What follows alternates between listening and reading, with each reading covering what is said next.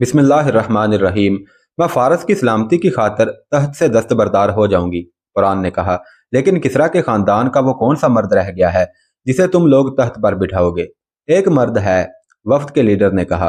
वो किसरा परवेज की एक बीवी का बेटा है जिसे माँ ने रुपोश रखा हुआ है। हम तीन आदमी हैं जिन्हें मालूम है कि वो कहाँ है। हम उसे ले आएंगे।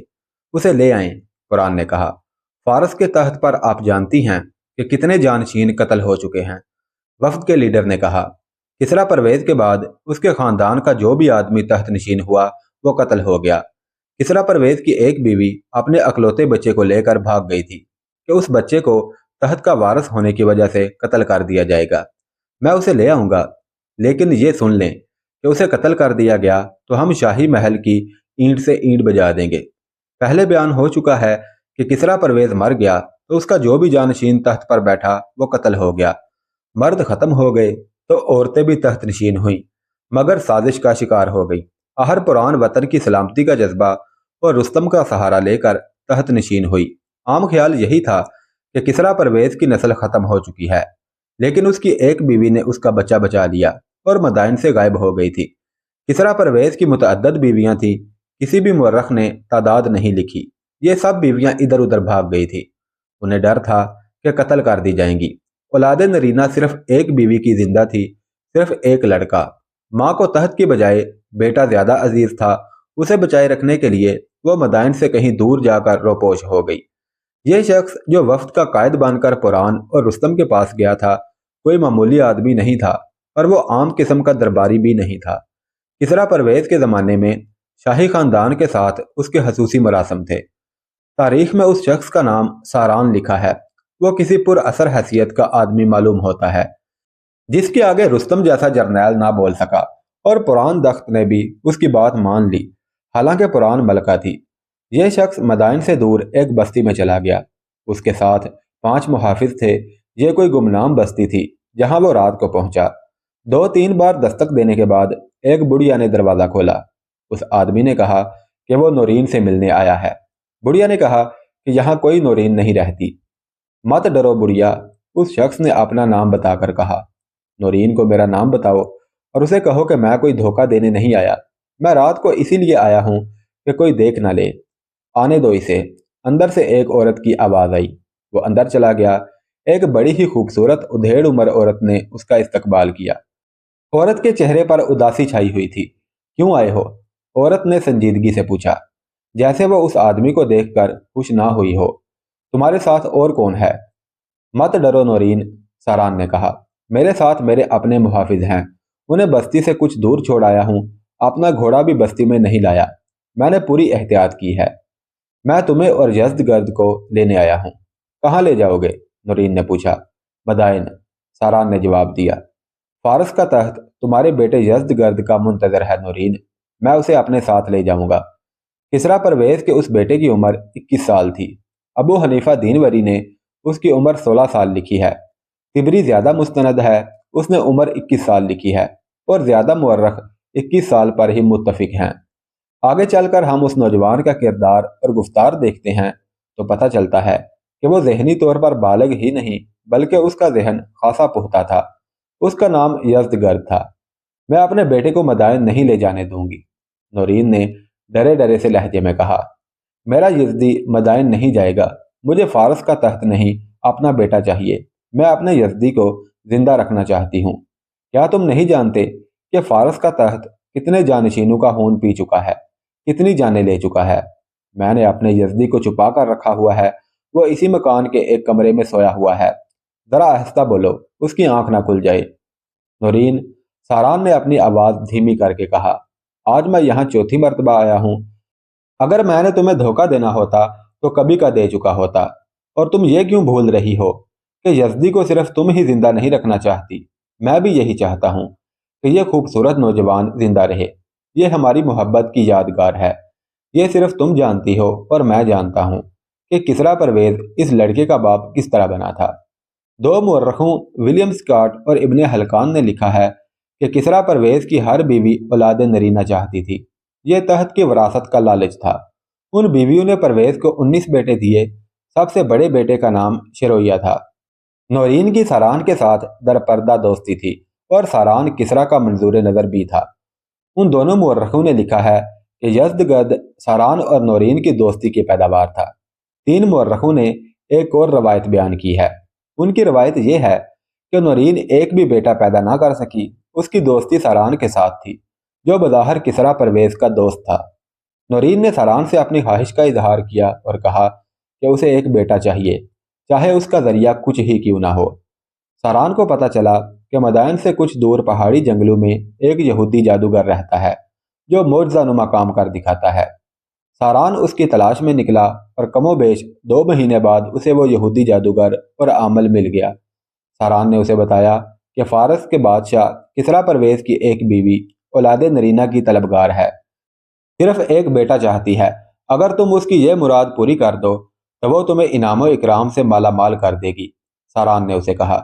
यहूदी ने पांसा फेंका, फिर 20-25 दानों की एक तस्बीह हाथ में लेकर उसका एक एक दाना देखा, उसे मट्टी में लेकर फूंक मारी और आंखें बंद करके मुराकबे में चला गया।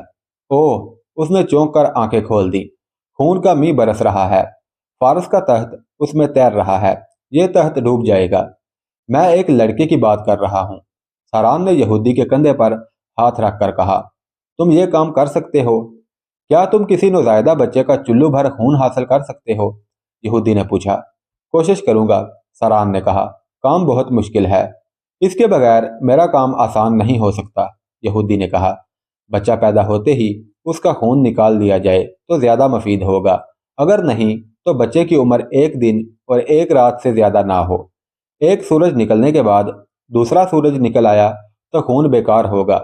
यह खून सिर्फ 1 रात मेरे पास रहेगा, फिर यह खून पानी में मिलाकर ये औरत गुस्ल करेगी, मुराद पूरी हो जाएगी। सारान वापस आ गया और नौरीन को बताया। नौरीन ने कहा कि वो नौज़ायदा बच्चे के चुल्लू भर खून की कीमत इससे ज्यादा देगी जो बच्चे की मां मांगेगी। सारान ने घूम फिर कर एक गरीब औरत ढूंढ निकाली जिसका बच्चा पैदा होने में कुछ ही दिन रह गए थे। सारान उस औरत और उसके खामद को बड़ी अच्छी उजरत और मुलाजमत का लालच देकर अपने घर ले आया। उस औरत ने बच्चे को जन्म दिया। सारान अमीर कबीर जागीरदार था। उसने उस औरत को अपने घर के एक शहाना कमरे में रखा और 2-3 खादमाएं उस औरत की खिदमत के लिए दे दी। यूं ही बच्चा पैदा हुआ। खादमाएं बच्चे को यह कहकर ले गई कि उसे गर्म पानी से गुस्ल देना है। दूसरे कमरे में ले जाकर बच्चे की एक रग जरा सी काट कर उसमें से आधा प्याला खून निकाल लिया गया। सारान को जरा सा भी डर ना था कि बच्चा मार जाएगा, लेकिन बच्चा बच गया और जब उसने मां का दूध पीना शुरू किया तो खून की कमी पूरी हो गई। रवायत के मुताबिक यह खून यहूदी के पास सारान लेकर गया, जो यहूदी ने अगली सुबह वापस किया। सारान यह खून मदाइन लाया और खुफिया तौर पर नौरीन को दिया। नौरीन ने उसे पानी में मिलाकर गुस्ल किया और उसने एक बच्चे को जन्म दिया जिसका नाम यज़दगर रखा गया। उन रवायात में यह भी है कि उस यहूदी जादूगर ने सारान से कहा था कि इस खानदान को इंसानी खून ही रास आता है और इस खानदान को हर कामयाबी खून से ही हासिल होती है और यह खानदान अपने ही खून में डूब जाएगा। और इस खून से जो तुम एक नौज़ायदा बच्चे के जिस्म से निकाल कर लाए हो, लड़का ही पैदा होगा, यहूदी जादूगर ने कहा। लेकिन अंजाम उसका कुछ अच्छा नहीं होगा। यह बताना मुश्किल है कि यज़दगर्द सारान और नौरीन के खुफिया मरासम की पैदावार था या ये यहूदी आमल की करामत थी। अलबत्ता मुअर्रिखों की तहरीरों से यह हकीकत खुलकर सामने आती है कि यज़दगर्द की पैदाइश सारान और नौरीन के दरमियान एक राज था और नौरीन सारान के आगे सर नहीं उठा सकती थी। नौरीन अपने अकलौते बेटे को मदायन भेजने पर आमादा नहीं हो रही थी। वो अब शहनशाह फारस किसरा की बीवी नहीं थी। वो बेवा थी और अपने बेटे को दुश्मनों से बचाए रखने की खातिर गुमनाम से एक गांव में गुमनामी की जिंदगी गुजार रही थी। मुर्गी की तरह उसने अपने बेटे को अपने परों के नीचे छुपा कर रखा हुआ था। सारान ने उसे बताया कि सुल्तनत फारस की बुनियादें हिल गई हैं और ये अमारत जो कभी आलीशान थी खंडर बनती जा रही है। सारान ने बताया कि मुसलमान आधे फारस पर काबज हो गए हैं। उन्होंने फारस की आधी से ज्यादा फौज मार डाली और बहुत सी हमेशा के लिए बेकार कर दी है। उसने यह भी बताया कि पुरान और रुस्तम फारस की गिरती हुई इमारत को संभाला देने के लिए खुद ये चाहते हैं कि किसरा का कोई बेटा आ जाए और तहत नशीन हो। बड़ी मुश्किल से सारान ने नौरीन को मनाया। नौरीन सारान को शायद टाल ही देती, लेकिन हुआ यूं کہ यज़दगर्द की आंख खुल गई थी और वो भी अपनी माँ के पास आ बैठा। माँ ने उसे बता रखा था कि वो शहजादा है। उसने मदाइन के हालात सुने तो वो तड़प उठा। मैं अपने बाप की सुल्तनत को तबाह नहीं होने दूंगा, यज़दगर्द ने कहा। अगर मैं कत्ल हो जाऊं तो क्या? तुम कत्ल नहीं होगे, सरान ने कहा। रुस्तम धोखा देगा तो फिरोजान मौजूद है। फौजी भी और शहरी भी रुस्तम और पुरान के खिलाफ हो गए हैं। मजहबी पेशवा भी कहते हैं कि फारस की तबाही का बायस यही है कि तख्त पर एक औरत आ बैठी है। दूसरी सुबह सरान नौरीन और यज़दगर्द को साथ लेकर मदाइन चला गया।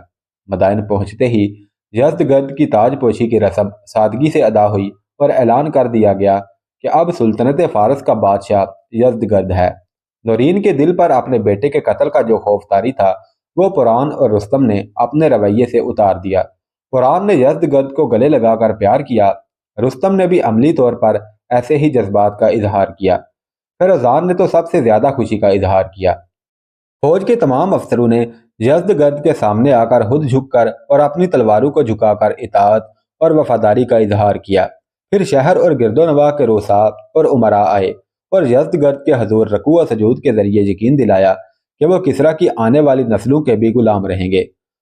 लोगों ने भी खुशी का इजहार किया कि किसरा का दौर लौट आया है। रस्म ताजपोशी के बाद पहला काम यह किया गया कि तमाम जर्नैलों, रोसा और उमरा वगैरह की कॉन्फ्रेंस मुनक्कद हुई, जिसमें रुस्तम को कमांडर इन चीफ मुकर्रर करके फैसला किया गया कि फौरी तौर पर इससे ज्यादा फौज तैयार की जाए जितनी मुसलमानों के हमले से पहले फारस की हुआ करती थी, और मुसलमानों को ऐसे ख़त्म किया जाए कि उनमें से कोई एक भी जिंदा वापस ना जा सके। फिर मदीना पहुंचकर मुसलमानों को तहे तेग किया जाए और इस्लाम को निस्तो नाबूद कर दिया जाए। उस कॉन्फ्रेंस में पुरान भी शामिल थी। जर्नैलों के दरमियान जो इख्तलाफात थे वो ख़त्म हो गए। इसके अलावा एक प्लान भी तैयार किया गया कि जो शहर और कस्बे मुसलमानों के कब्जे में आ गए हैं उनके लोगों को मुसलमानों की इताअत से बगावत पर उकसाया जाए। मुसलमानों के पास इतनी फौज नहीं कि वो हर जगह इतनी फौज रख सकें कि लोगों को सर ना उठाने दें, रुस्तम ने कहा। हर जगह इंतहाई थोड़े मुसलमान हैं जो नज़्म व नस्क और इंतज़ामी अमूर चला रहे हैं। उन्हें आसानी से कत्ल किया जा सकता है। लोग मुसलमानों को जिजिया देने से इनकार कर दें। हमारे मजहब का कोई शख्स मुसलमान हो जाए तो उसे खुफिया तरीके से कत्ल कर दिया जाए ताकि लोग इबरत हासिल करें। ये काम तो वही लोग कर सकते हैं जो मकबूजा इलाकों से भागकर मदाइन आ गए हैं, कुरान ने कहा। उन्हें इस मुहिम के लिए तैयार करके वापस उनकी बस्तियों में भेज दिया जाए। उनमें मुसलमानों के खिलाफ इंतकामी जज्बा पैदा किया जाए। मैंने उन लोगों में घूम फिर कर देखा है। उनकी औरतें उनके साथ हैं जिनमें बाज जवान और खूबसूरत हैं। उनमें मुझे बाज खासी अक्लमंद और जज्बे वाली नजर आई हैं। मैं उन्हें तैयार करके भेजूंगी कि मुसलमानों के सालारों तक पहुंचे और उन्हें जहर देकर ख़त्म कर दें, या उन्हें वरगला कर कहीं तन्हाई में ले जाएं और वहां से हमारे आदमी उन्हें पकड़कर मदाइन ले आएं। इस तरह मदाइन में मुसन्ना बिन हारसा रजी अल्लाह तआला अन्हु के लश्कर के खिलाफ बड़ा ही खौफनाक प्लान तैयार हो गया, जिसमें मुजाहिदीन पर हर पहलू से हमला और हर हरबा शामिल किया गया था। फारस की बादशाही एक बार फिर किसरा परवेज के खानदान में आ गई थी और लोगों ने कहना शुरू कर दिया था कि अब सुल्तनत फारस की पहले वाली शानो शौकत लौट आएगी और फिर दुश्मनों पर धाक बैठ जाएगी। मजहबी पेशवा कहते थे कि यज़दगर्द की वापसी नहायत नेक शगुन है और यह मुसलमानों की मौत की निशानी है। हालात ऐसी सूरत इख्तियार कर रहे थे जो मुजाहिदीन के लश्कर के लिए बेहद खतरनाक थे।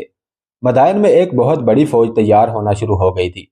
लोग जोक दर जोक जज्बे और वलवले से फौज में शामिल होने लगे। उनकी और नए घोड़ों की तरबियत शुरू हो गई। फौज की नफरी और घोड़ों की तादाद रोज बरोज बढ़ रही थी।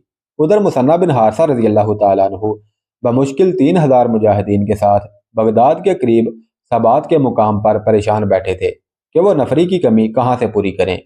इसके अलावा मुसन्ना रजी अल्लाह तआला अन्हु का जख्म ज्यादा खराब हो गया था और वो जरा सा चलते थे तो भी उनका सांस फूल जाता था और जख्म से दर्द की टीसें उठती थी। तबीबों की निगाह में वो अब लड़ाई के काबिल नहीं रहे थे। अब तो यूं लगता था कि शिकस्त उनके मुकद्दर में लिख दी गई है। क्योंकि किसरा परवेज का जिक्र एक बार फिर आया है, इसलिए ज़रूरी मालूम होता है कि फिर हम उस खत की बात करें जो रसूलुल्लाह सल्लल्लाहु अलैहि वसल्लम ने उसे कबूल इस्लाम के लिए भेजा था। और परवेज ने रऊनत का यह मुजाहरा किया कि यह खत फाड़ कर फेंक दिया था। اس داستان میں اس خط کا اور اس سے متعلق واقعہ کا پہلے بھی ذکر آ چکا ہے، لیکن خط کا متن پہلے پیش نہیں کیا گیا۔ خط کی تحریر پیش کرنے سے پہلے پرویز کی فرعونیت کا مختصر سا ذکر ہو جائے تو بے محل نہ ہوگا۔ کسریٰ پرویز جو خسرو پرویز کے نام سے مشہور ہوا، وہ ہرمز کا بیٹا اور نوشیروان عادل کا پوتا تھا۔ دادا نے عدل و انصاف میں شہرت حاصل کی اور تاریخ میں اونچا نام اور مقام پایا، اور پوتا دادا کے الٹ چلا اور فرعونیت میں نام پیدا کیا، یہاں تک کہ اللہ کے رسول صلی اللہ علیہ وسلم کی گرفتاری کا حکم بھی دیا۔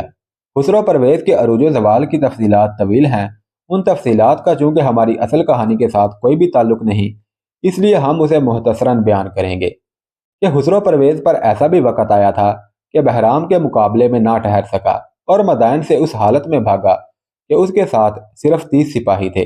اس کا ذہن سازشی تھا، غیرت نام کی کوئی چیز اس کی فطرت میں نہیں تھی۔ اس نے اپنے دشمن کیسر روم سے جا مدد مانگی۔ یہ خسرو پرویز کی عیاری کا کمال تھا کہ رومیوں نے اسے بہت سی اور بڑی طاقتور فوج دی۔ خسرو پرویز اس فوج کے ساتھ اپنی سلطنت میں داخل ہوا۔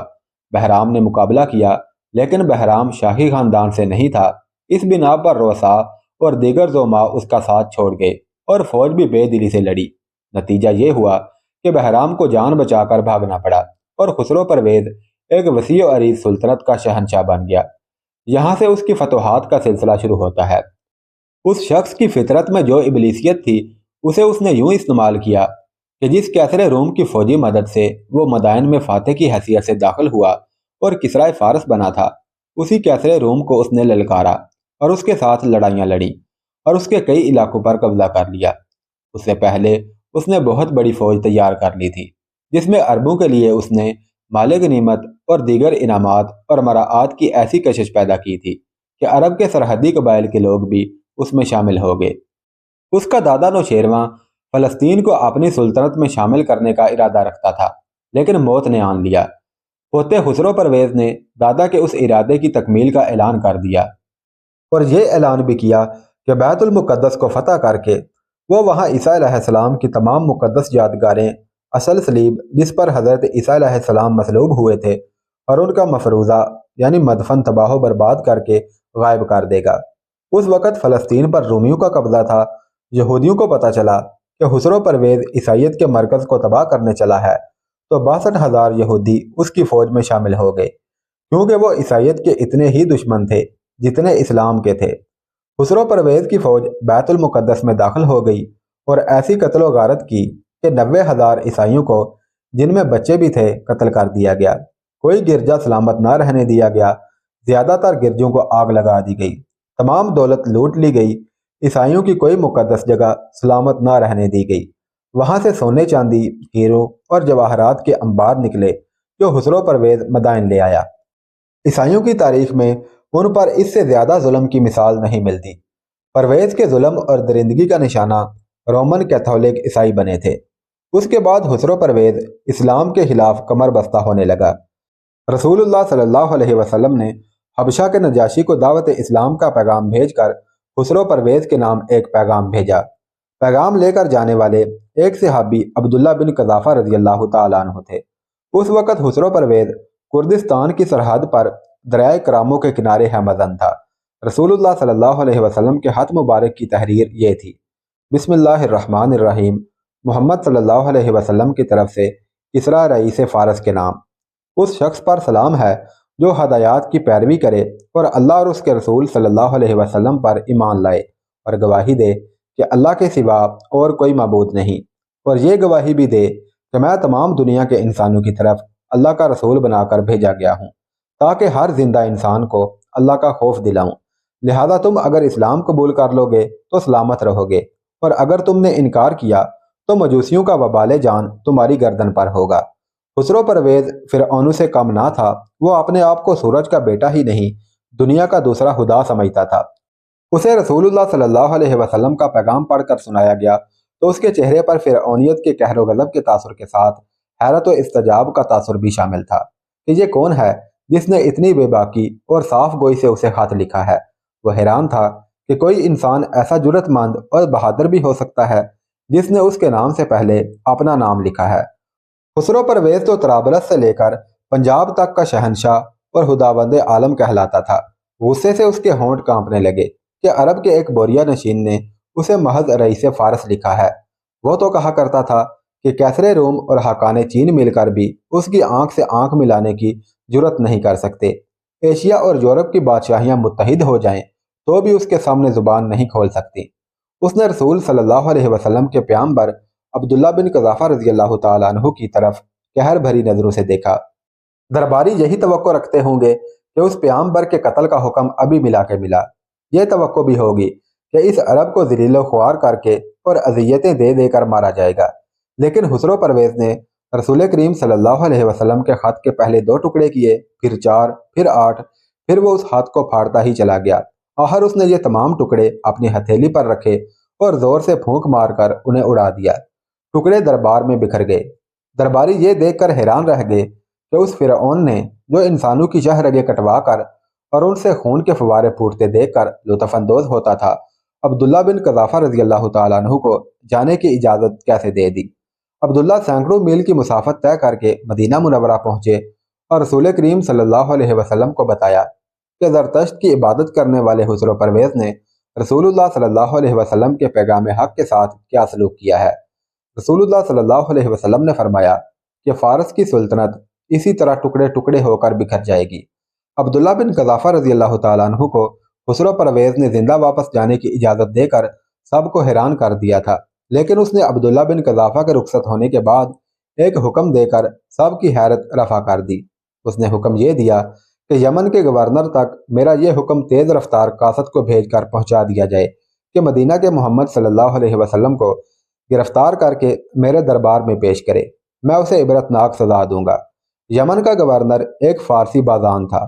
اس تک قاصد حکم لے کر پہنچا تو بازان نے اپنا قاصد مدینہ رسول اللہ صلی اللہ علیہ وسلم کے پاس اس پیغام کے ساتھ بھیجا کہ حضور صلی اللہ علیہ وسلم گرفتاری پیش کریں تاکہ خسرو پرویز کے حکم کے مطابق آپ کو مدائن بھیجا جائے۔ رسول اللہ صلی اللہ علیہ وسلم یہ حکم سن کر مسکرائے اور قاصد سے فرمایا، امیر یمن بازان اور کسریٰ سے کہنا کہ اسلام مجھ سے پہلے مدائن پہنچ جائے گا۔